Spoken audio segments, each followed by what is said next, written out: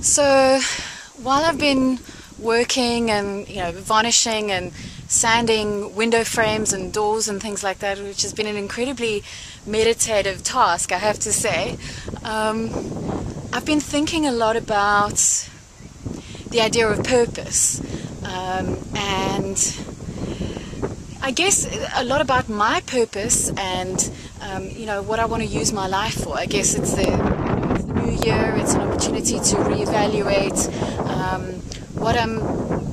how I'm using my life.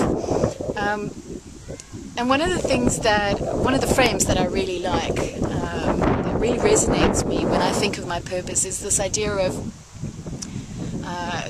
responding creatively and unleashing my genius.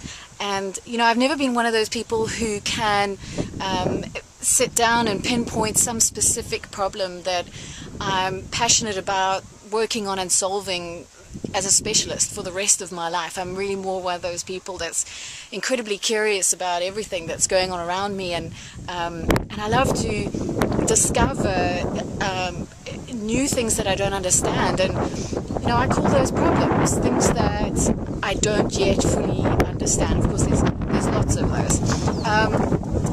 And something that I've been thinking about a lot, actually, since my call with Max Kaizen is this. She said something that really got me thinking at the time, and I've carried it around with me for quite some time. She said that she loves to work with people who have good taste in problems, and that having good taste in problems is all part of unleashing your genius.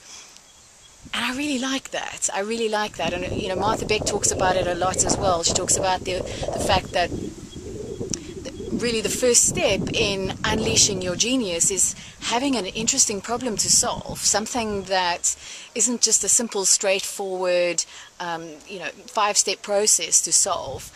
You're not unleashing your genius if you're doing something that you already know how to do. Unleashing your genius is about accessing those parts of yourself that places you've not gone before, and surprising yourself by finding out what else you can do, what else is possible for you, what else is possible in the world. So I've been thinking a lot about this idea of having good taste in problems, and I think one of the first things that I love about it is it frames problems as a choice. And if you think about it, problems are a choice. The problems that you choose to focus on, it is your choice. There are probably infinite number of different problems that you could focus your time and energy and attention on trying to solve, and every day you're choosing what you focus your attention on. And we can have our attention pulled in the direction of problems that other people think should be important to us, and I guess a lot of the time we're conditioned into trying to solve the problem of how can I earn more money, how can I find a partner, how can I increase my status in the world, or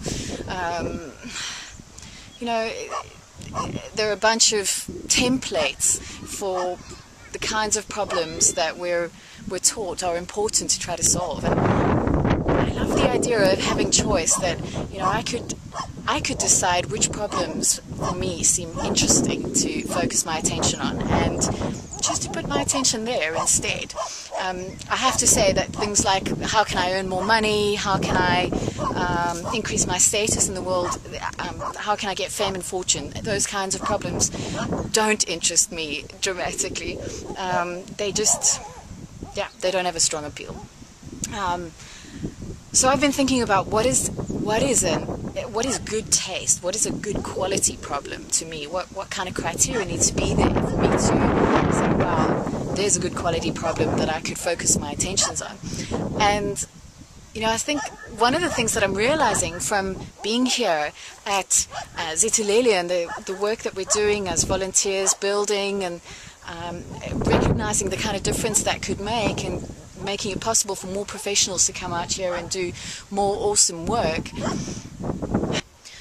So being out here has really reminded me that a good quality problem for me is a problem that doesn't just, if I solve that problem, it doesn't just make a difference in my life and have some form of benefit to me, but a good quality problem would make a difference in other people's lives. And the more extensive that difference in improving the quality of other people's lives, the better the quality of the problem for me. So criteria I'll be looking for this year in deciding where to focus my attention, and which problems I'll choose to put my energy and attention into this year is, is it a problem that matters to other people and not just to me? Something else that for me feels like it's really important in improving the quality of a problem is it needs to take me a little bit outside of what's familiar and my comfort zone, and take me into places that I've not explored before, parts of myself that I've not explored before.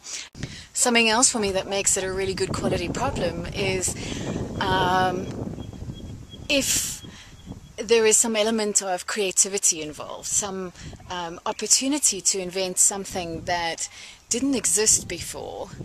For me, that raises the profile of a problem and makes it a lot more attractive to solve. I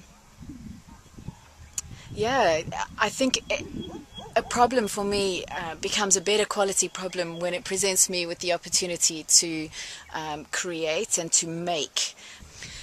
So I'm going to ponder this a little further and keep thinking about what makes a great problem. Where do I want to focus my energy and attention this year?